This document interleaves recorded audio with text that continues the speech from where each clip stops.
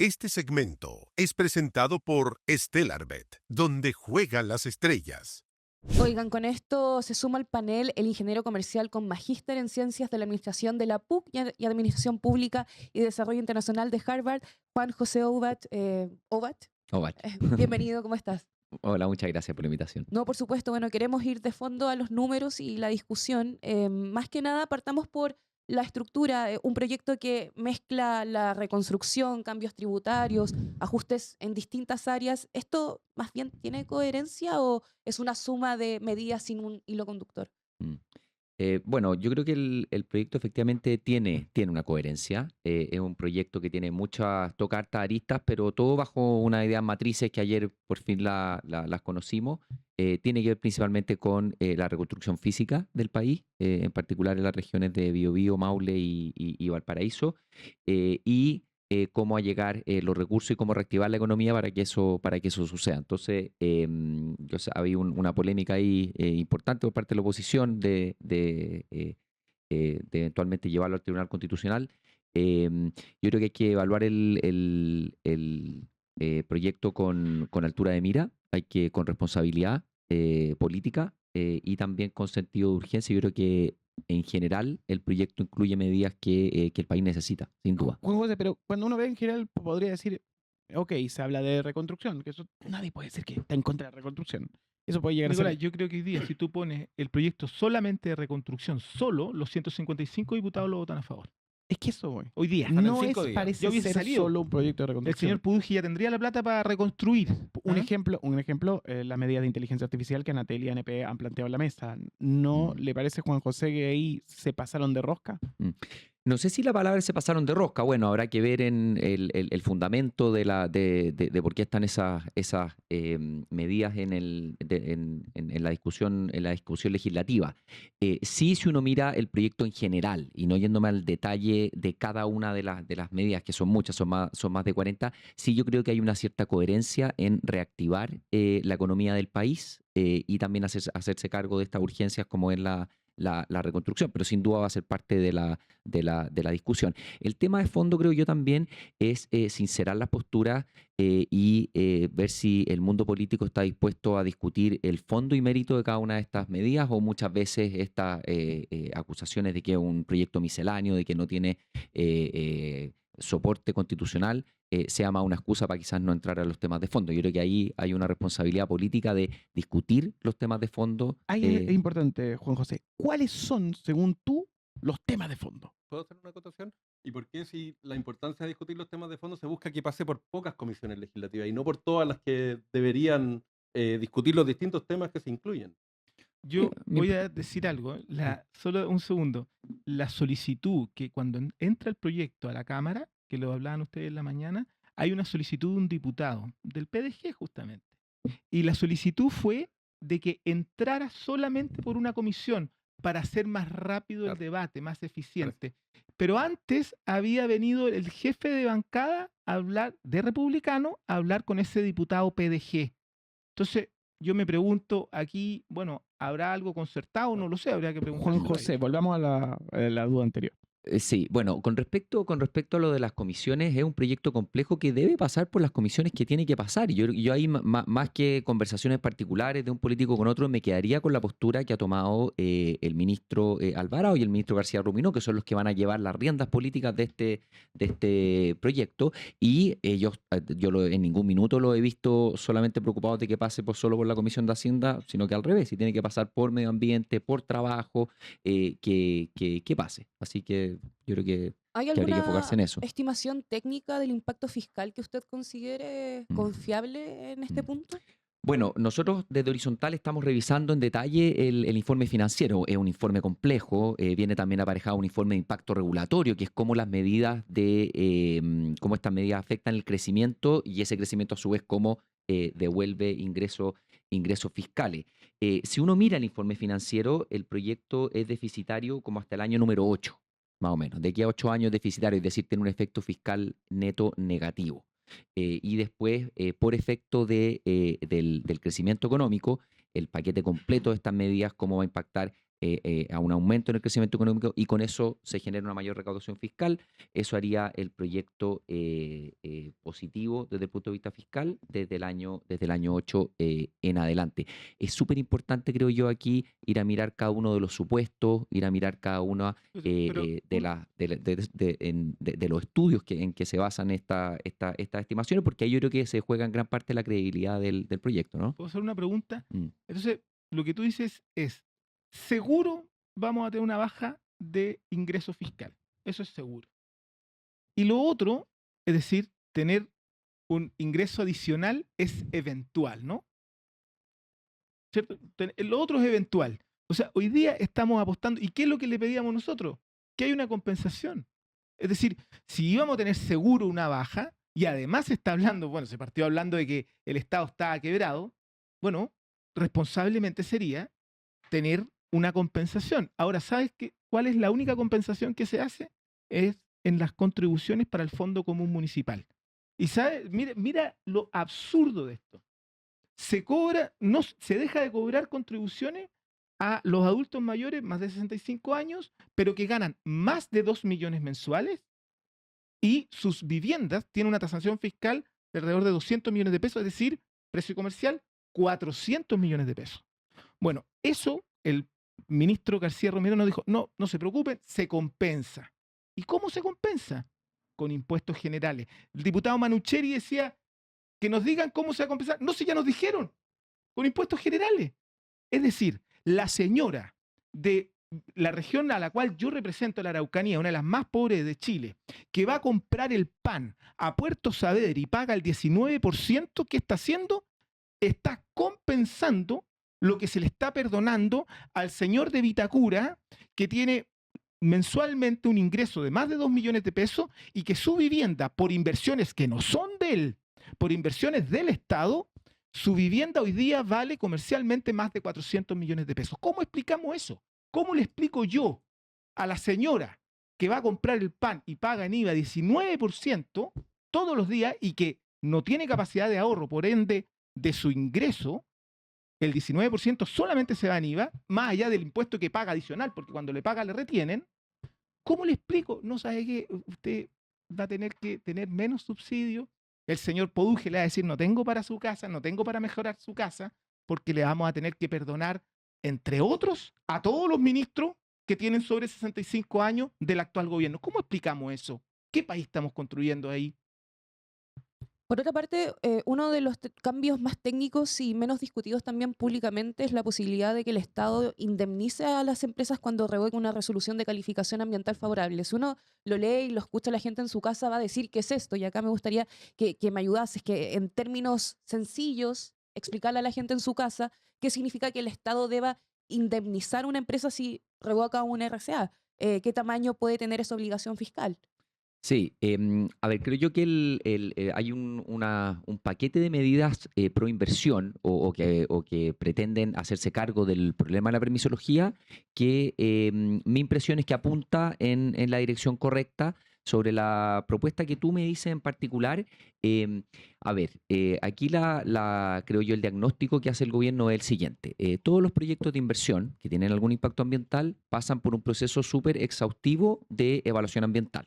Hemos construido durante años esa institucionalidad ambiental. Recordemos, hace 20 años esto no existía.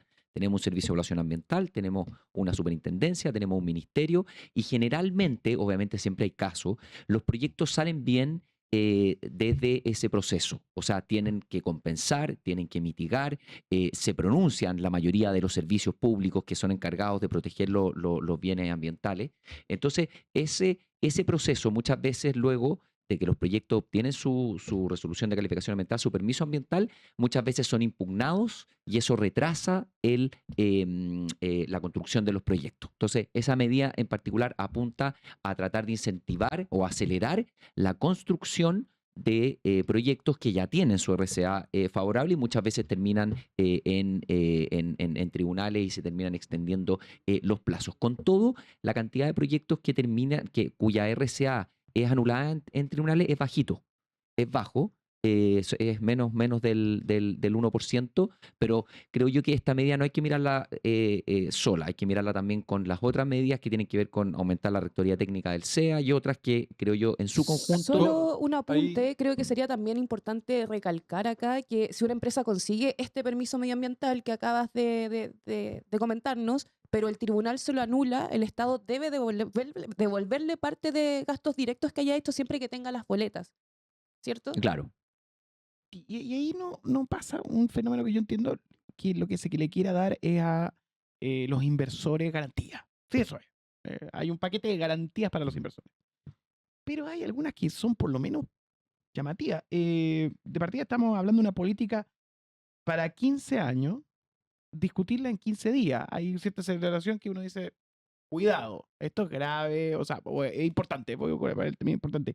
Y ahí es donde entra el término de la invariabilidad tributaria por 25 años con suma urgencia. mira, No parece ser, porque yo entiendo que a ver, que haya para gente que tenga los recursos y que quiera invertir 25 años de invariabilidad tributaria, yo no lo encuentro lógico, porque creo que no sabemos lo que pasa hasta cada 2 años, pero con Donald Trump no sabemos lo que pasa el semestre que viene, pero ok, se puede plantear de que Chile es un escenario seguro para los inversores, a través de eso. Pero ¿no les parece que es medio absurdo? yo encuentro que la mayor garantía que se pueden entregar a los inversores tiene que ver con la construcción de acuerdos políticos amplios respecto a estas materias. Y creo que el royalty minero es un buen ejemplo. El royalty minero subió los impuestos, se logró con un acuerdo casi transversal, probablemente republicano se restó como se restó de todo durante el gobierno pasado. Y a pesar de subir los impuestos, hoy día el mismo gobierno celebra el alza de la inversión en minería, la inversión récord que ha entrado al servicio de evaluación de impacto ambiental, justamente porque hay una certeza, es inversión a 10 a 15 años que saben que su tributación va a ser estable porque está basada en un acuerdo político amplio. Hoy día lo que hace el gobierno es todo lo contrario, quiere ganar una reforma pirquineando votos, ganando por un voto en la Cámara, ganando quizás por 1 o 2 en el Senado. Ese acuerdo es frágil, ese acuerdo probablemente va a ser cambiado en un futuro Congreso cuando la correlación de fuerzas cambie. Eso es lo que genera incertidumbre, sobre todo en inversiones que rentan a 10, a 15, a 20 años, como son las mineras, como son las forestales muchas veces. Por lo tanto, esto lo que puede hacer es, en una ventana corta, darle una rentabilidad grande a los empresarios más rentistas, que no son los que generan un crecimiento de la productividad, no son los que generan un desarrollo en el tiempo, y después va a volver va a volver atrás. Por lo tanto, yo llamo al gobierno y sobre todo a los sectores de Chile Vamos, que suelen ser más moderados y que estuvieron de acuerdo en generar acuerdos transversales y amplios durante el gobierno anterior en ciertas materias, que busquen lo mismo ahora.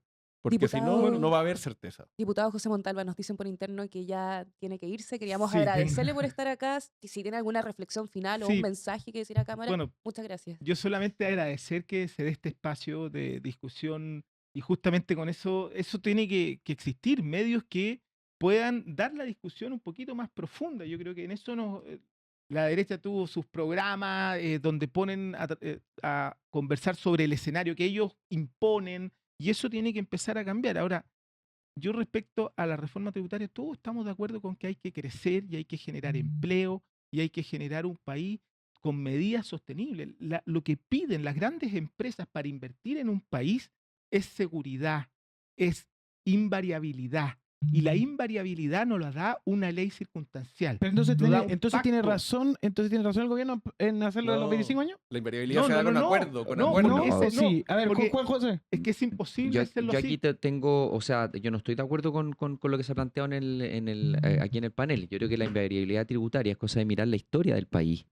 Por ejemplo, es cosa de mirar qué es lo que pasó con el DL600 y el desarrollo de la minería. O sea, cuando uno mira los números, en 3 décadas llegaron más de 100.000 millones de dólares en inversión extranjera directa. Hay estimaciones que te dicen que la mitad de eso es gracias al DL600 y gracias a mostrarse como un país que da estabilidad para inversiones. Pero ¿no que será son que ese momento de la historia era distinto también? todo distinto, Estabilidad. obviamente, si no pensar que vamos, que retroceder en el tiempo siempre va a ser mejor para nada, pero sí es bueno saber qué cosas hemos hecho bien y qué cosas hemos hecho mal. Y si uno mira para atrás y ve instrumentos como el DL600, que lo que hacía básicamente es aumentar el atractivo de inversión del país como un destino de largo plazo. Recordemos que la principal inversión del DL600 estuvo en minería, que no son capitales especulativos, que no son inversiones que no son productivas, sino que todo lo contrario. Y eso en cierta medida se ha perdido en la última década, en los últimos 12, 15 años. Hemos tenido un país más inestable desde todo el punto de vista político, hemos tenido un país con un menor crecimiento, hemos tenido un país con un mercado laboral estancado. Entonces, creo yo que poner sobre la mesa este tipo de instrumentos que apuntan justamente a entregar más estabilidad al país y a devolverle el atractivo que tuvo en su minuto para que venga más inversión, yo creo que a mí me cuesta ver que se pueda estar en desacuerdo con eso. Estamos en vivo en esta conversación pensando te voy a preguntar, Juan José, ¿cómo le dicen ustedes? Porque la gente le dice ley mixta, el Tutti Plan Quirós, frutti. Tutti Frutti, ¿cómo le dicen ustedes? No, bueno, nosotros somos bien institucionales y si está el nombre de reconstrucción, así la Pero no es llamaremos. tramposo, porque yo Mm. entiendo. El problema es el siguiente. Primero era Reconstrucción Nacional, que tenía una reminiscencia media dictadura. Y ahora ya es Reconstrucción, que yo entiendo que lo usen los medios digitales para tratar de ahorrar espacio en los Mm. titulares. Pero también decir que uno no está de acuerdo con la ley, al mismo tiempo decir no estoy de acuerdo con la reconstrucción, lo cual es una locura, es como no estar de acuerdo con la paz mundial o con la felicidad de los Sí. niños. Entonces, Es- ¿no es semánticamente algo discutible? Quiero poner otro punto semántico, porque justamente acá hay una estrategia y una táctica comunicacional del gobierno. Hay que ser ciego para no verla. Ayer también, o sea, el presidente Kast, cuando firma el gobierno, dice: vamos a ver quiénes están por el crecimiento y quiénes están por el estancamiento. ¿Quién va a Sí. estar por el estancamiento? Y yo de nuevo hago un llamado a Chile Vamos, a esa derecha moderada. Si caen en el discurso polarizante del presidente Kast, van a ser absorbidos. Eso fue lo que hizo Milei, eso fue lo que hizo Trump, eso fue lo que han hecho las ultraderechas, y buscan polarizar los que están con el crecimiento, los que están con el estancamiento. Si caemos en esa polarización, van a ser, primero, nadie está con el estancamiento, eso no quiere decir que estemos a favor de las medidas que plantean, y segundo, es claramente los discursos de manual de polarización de los que están a favor y los que están contra Mm. nosotros, y eso yo creo que es un riesgo para las derechas moderadas también, porque si no Kast los va a poner la encrucijada en cada momento, o están con nosotros, Mm. o están en contra de las cosas, sin poder matizar, sin poder discutir, sin poder profundizar en las medidas que plantean. Sin Hay duda, algo sin que me duda. Yo no gustaría. puedo estar más de acuerdo con lo que tú planteas y creo que los discursos polarizantes, sobre todo en un proyecto tan importante, tan profundo y tan comprensivo como este, solamente le hacen mal al país. Pero tal como uno le pide esa responsabilidad al gobierno, también desde la oposición uno ve posturas que son muy polarizadas sin siquiera haber visto el proyecto. O sea, ¿cuántas bancadas de diputados ya amenazaban con llevarlo al Tribunal Constitucional sin ni siquiera haber leído las ideas matrices y el articulado propiamente tal? Y también ahora vemos como parte de la izquierda también, y apoyados también por centros de estudio, fundaciones, están ligando el patrimonio personal de los ministros a los objetivos que tiene esta ley. Entonces, por ¿Te favor, parece que no es justo? yo encuentro que es lo más injusto que hay. ¿Y no será una duda O sea, porque legítima de la lo mismo población? que tú planteabas sobre polarizar el debate y salirse del análisis de las propuestas en su justo mérito, es hacer una caricatura sobre un conjunto de personas que tiene un patrimonio personal y que está dedicando su tiempo, su esfuerzo y su gana a servir al país, a poner eso Sí, en la en sociedad tela de la juicio. desconfianza igual eso es A mí me parte de gustaría Eso es, pero plantear pero algo, eso no- por favor, me dejan hablar. Sí, sí. Lo que pasa es que es difícil en un panel lleno de hombres, pero bueno. Quiero decir lo siguiente, como tú hablas de caricaturizar, creo que sería bueno también plantear ante la gente que el gobierno nos dice que va a haber una exención total de contribuciones sobre la primera vivienda para los propietarios de 65 años o más. Pero aquí viene la letra chica que me gustaría desglosar contigo, que nadie te cuenta, que en Chile la inmensa mayoría de esas casas no paga contribuciones porque, o sea, la persona que nos está viendo probablemente desde Maipú, en La Pintana, en Cerro Navia o en sectores populares de regiones, ya no paga contribuciones hace rato. O sea, para él esta medida del Plan Quirós no cambia en absolutamente nada. Y acá viene lo siguiente que me gustaría plantearte. Ese dinero, esto no está caricaturizado, ese dinero no va al bolsillo del presidente ni de los ministerios, sino más bien estas contribuciones van directo al fondo municipal, como municipal, y este fondo es como el Robin Hood que ayudan a las comunas más ricas a gran parte a recaudar contribuciones para las zonas más pobres, más vulnerables. Entonces la gran pregunta que me gustaría hacerte, ¿a quién beneficia realmente perdonarle las contribuciones a los mayores de 65 años? Súper buena pregunta, gracias. A ver, bien, como bien tú dices, hoy en día más o menos solo 1 de cada 4 personas en Chile o cada 4 familias paga este impuesto a las contribuciones. O sea, 3/4 partes de los predios habitacionales están exentos. Y ya tenemos un beneficio para los adultos mayores que viven en vivienda afecta. Y eso tiene obviamente un límite de ingreso. Creo que los ingresos son bajo 2 millones, ingresos bajo 2 millones están afectos a este beneficio, donde tú puedes reducir la mitad de tus contribuciones. Creo yo, por lo que ha dicho el gobierno, es que este beneficio está pensado para personas que efectivamente han ahorrado toda su vida, que tuvieron un crédito hipotecario, que con mucho esfuerzo obtuvieron su casa y hoy en día, por razones de aumento de la plusvalía de los barrios, tiene que pagar contribuciones que a todas luces son injustas. Ese es un problema acotado. Mi impresión es que la medida tal como está planteada ahora, efectivamente va a haber una rebaja importante de contribución a gente que podría pagarlo. Entonces, yo creo que es parte del debate legislativo.